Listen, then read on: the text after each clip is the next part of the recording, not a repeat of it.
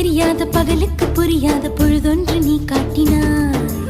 இதயத்தில் நீ இருப்பதனால் நான் தூங்கும் நேரத்தில் என்னுள்ளே தூங்காமல் நெஞ்சுக்குள் வாயாடினாய்.